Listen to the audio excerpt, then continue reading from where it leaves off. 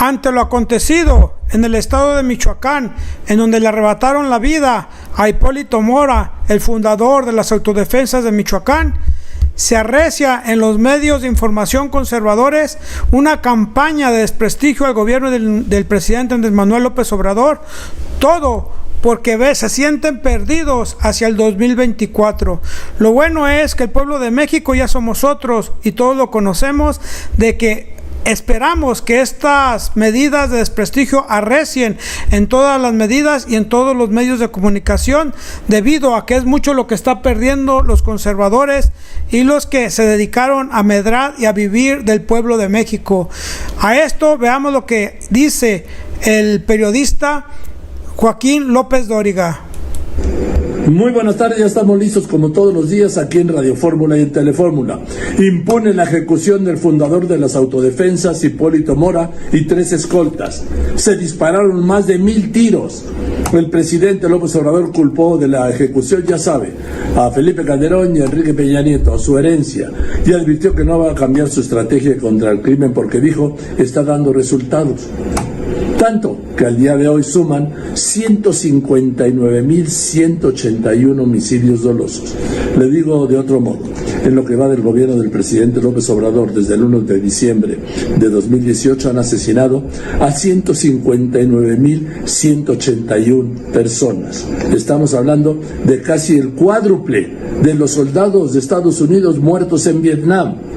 Siguen secuestrados estos 16. Estos que siempre estuvieron callados en los gobiernos anteriores conservadores, hoy exigen y piden justicia inmediata, justicia expedita, cuando siempre permanecieron callados en las otras administraciones. Sin embargo, el presidente de la República hoy les señala en la conmemoración del aniversario de la Guardia Nacional, dice, fueron décadas de desatención y complicidades entre autoridades y delincuencia, y eso es lo que realmente les disgusta, que les saque sus trapitos. Pero veamos lo que opina el maestro Rodolfo Lara Lagunas, quien fue maestro del presidente de la República, y que señala qué es lo que se espera y que se ven perdidos porque esta revolución pacífica de la Cuarta Transformación ya nadie la para. Veamos qué fue lo que opinó el maestro. Historia, una vez que se inicia un proceso revolucionario, no se detiene. Es una ilusión decir que nos vamos a correr al centro. Quien lo piense tiene que estudiar la historia de México. Cuando en 10 o 12 años se enfrentan dos fuerzas opuestas, insurgentes, realistas, conservadores, liberales, porfiristas, revolucionarios, no hay transacción.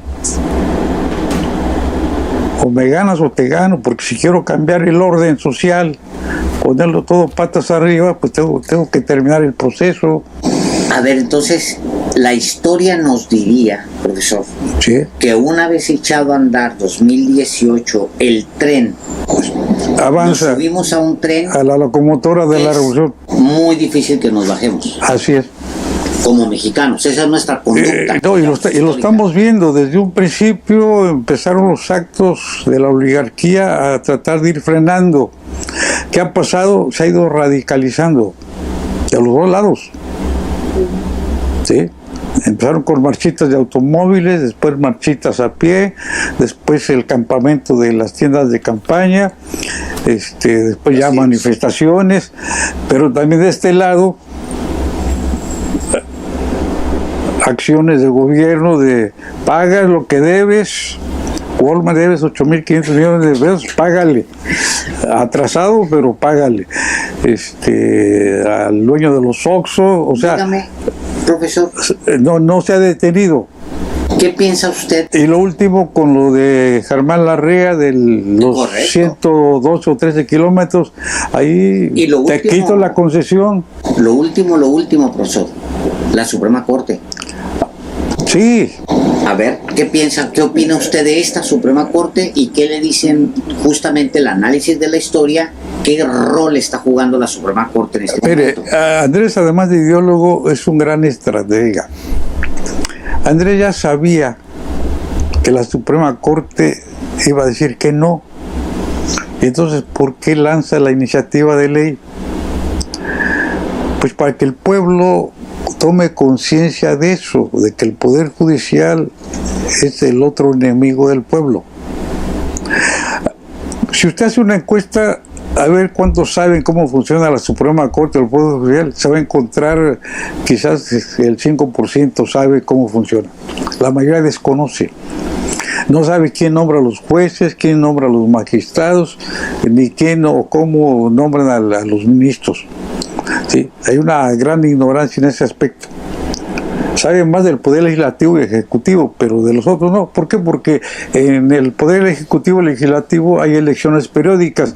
Acá se entera uno por la prensa, no hubo ministro.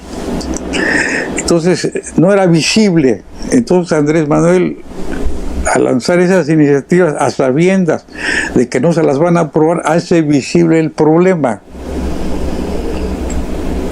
Y mientras no se haga visible un problema, no hay solución. Entonces, hay que hacer que el problema aflore precisamente para encontrar solución. Ahora, yo le preguntaría en seguimiento a la pregunta de Alejandro también.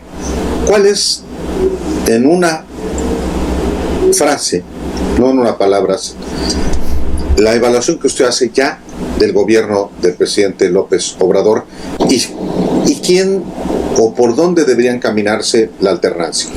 Bueno, yo digo que Andrés opone de la transformación del sistema. Sí.